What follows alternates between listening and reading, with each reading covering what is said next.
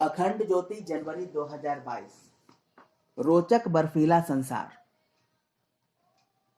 बर्फ प्रकृति का विशिष्ट उपहार है जो सर्दी के मौसम में पहाड़ी क्षेत्रों को अपनी सफेद मोटी चादर से ओढ़ लेती है। शायद ही कोई इंसान हो जो इसका स्वागत न करता हो। यह बात दूसरी है कि लगातार बर्फ के चलते या अत्यधिक बर्फ के कारण कभी-कभी कई तरह की परेशानियों का सामना करना पड़ सकता है। अन्यथा जीवन यापन के संसाधन उपलब्ध हों तो बर्फ से अधिक रोमांचक अनुभव शायद ही कोई दूसरा मिले। बर्फ का संसार स्वयं में जितना रोमांचक है उतना ही कई रोचक रहस्यों को समेटे हुए भी है। इससे जुड़े कुछ रोचक तथ्यों को यहां अनावृत किया जा रहा है। हिमकण तब बनते हैं जब वायुमंडल में जलवाष्प जमती है। प्रारंभ में इनके छोटे क्रिस्टल स्पष्ट और पारदर्शी दिखाई देते हैं।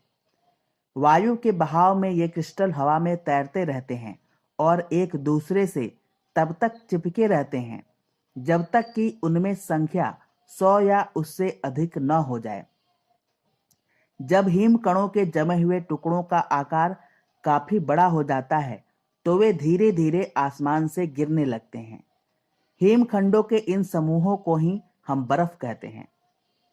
बर्फ के हिमकण का आकार कैसा होगा यह हवा के तापमान पर निर्भर करता है। 0 से 2 डिग्री सेल्सियस में बर्फ जमती है। इससे नीचे 5 डिग्री सेल्सियस होने पर यह हिमकण सपाट क्रिस्टल के रूप में बन जाते हैं। इससे भी निचले तापमान पर ये क्रिस्टल रोएदार दिखने लगते हैं। हिमकणों स्नोफ्लेक्स के 35 विविध प्रकार पाए गए हैं। बर्फ दिखने में सफेद प्रतीत होती है लेकिन इसका अपना कोई रंग नहीं होता। बर्फ जमे हुए पानी से ज्यादा कुछ नहीं है। बर्फ के टुकड़े वास्तव में छोटे क्रिस्टल से बने होते हैं जिनके आर पार रोशनी के गुजरने से बर्फ के टुकड़े पारदर्शी के बजाय सफेद दिखाई देते हैं।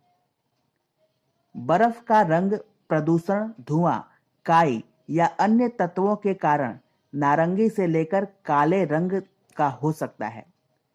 स्विट्जरलैंड में सन 1969 में क्रिसमस के समय काली बर्फ गिरी थी और सन 1955 में कैलिफोर्निया पर हरी बर्फ गिरी थी।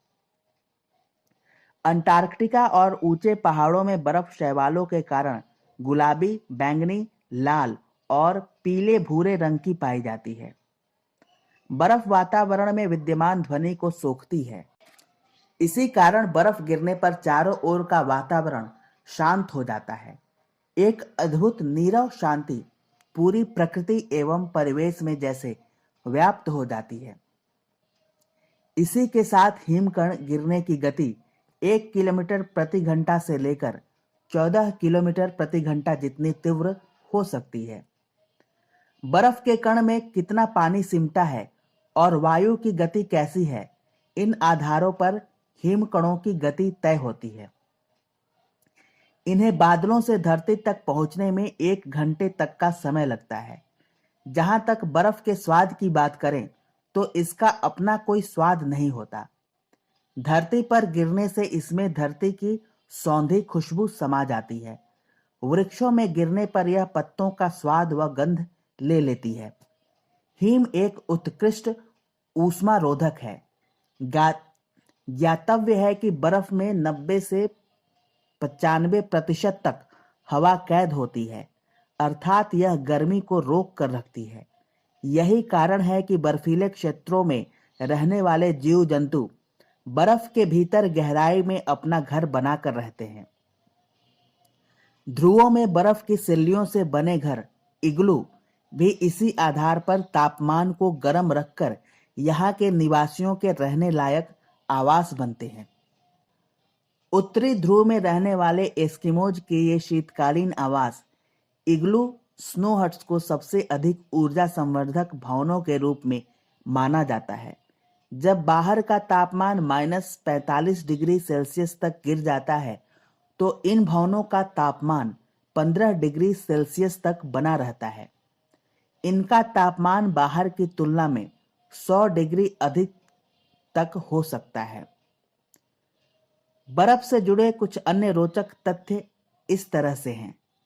वैज्ञानिकों के अनुसार उन्हें अध्ययन के दौरान कभी भी बर्फ के दो एक समान टुकड़े नहीं मिले। अब तक पाए गए बर्फ के टुकड़ों में सबसे बड़ा टुकड़ा 38 सेंटीमीटर व्यास का था। न केवल पृथ्वी पर बल्कि मंगल पर भी बर्फ पाई गई है। सन 1949 में सहारा रेगिस्तान में बर्फबारी हुई थी, हालांकि यह लगभग तुरंत ही पिघल गई थी। फिनलैंड में रहने वाले सैम लोगों की भाषा में बर्फ के लिए लगभग 180 शब्द हैं, जबकि एस्किमो भाषा में बर्फ के लिए 20 से अधिक शब्द हैं। इसी तरह उत्तरी ध्रुव के आदिवासी इनुइट लोगों ने बर्फ के 50 से अधिक नाम रखे हुए हैं। जब कोई बर्फ का टुकड़ा पानी में गिरता है तो उससे एक उच्च आवृत्ति वाली ध्वनि निकलती है जो मनुष्य द्वारा नहीं पकड़ी जाती है, लेकिन वैज्ञानिकों के अनुसार नदी की मछलियां इसे नहीं पसंद करती हैं। सर्दियों के मौसम में बर्फ पृथ्वी की सतह से सूर्य की 90% किरणों को परावर्तित कर देती है और उन्हें वापस अंतरिक्ष में भेजती है। इस प्रकार सर्दियों में बर्फ पृथ्वी को गर्म होने से रोकती है। यह भी एक ज्ञात तथ्य है कि पूरे विश्व में बर्फ नहीं गिरती है।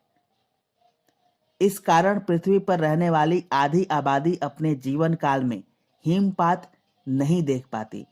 वे कथा की उदंतियों, चित्रों या फिल्मों के माध्यम से ही इसका दर्शन कर पाते हैं। हालांकि आज यातायात की सुविधाओं के चलते यह प्रतिशत कम हो रहा है।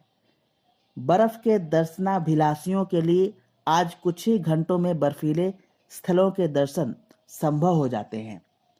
बर्फबारी के बीच अत्यधिक समय बिताने पर लोग कई तरह के रोगों के भी शिकार हो सकते हैं। उत्तरी ध्रुवों में लोग प्रायः आर्कटिक हिस्टीरिया नामक बीमारी के शिकार हो जाते हैं।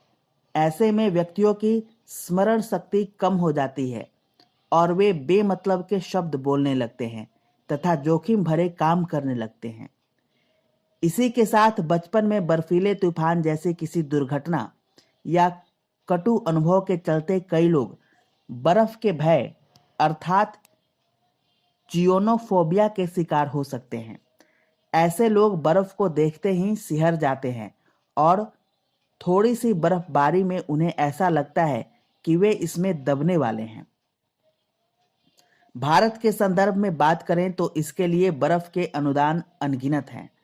बर्फ से ढका हिमालय जहां उत्तरी छोर पर इसके सबल प्रहरी की भांति खड़ा है, तो इसके ग्लेशियरों से पिघलकर बह रही सदाबहार नदियां सिंचाई से लेकर आर्थिक व्यवस्था एवं संस्कृति के कालजयी आधार हैं।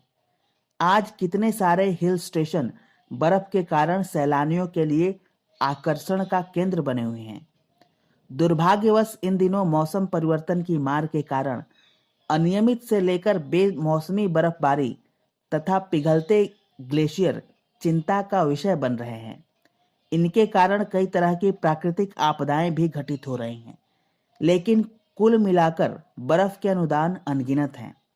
ऐसे में आवश्यकता व्यापक स्तर पर प्रकृति एवं पर्यावरण के संरक्षण की है, जिससे बर्फ का अनुदान प्राकृतिक रूप से हर वर्ष अपने भव्यतम रूप में सबको कृतार्थ करता रहे। विश्व हिम दिवस के रूप में मनाए जाने वाले 19 जनवरी के दिन इस पर विचार मंथन किया जा सकता है तथा जन जागरूकता से लेकर कुछ सार्थक कदमों के साथ इस दिशा में संकल्पित हुआ जा सकता है। धन्यवाद।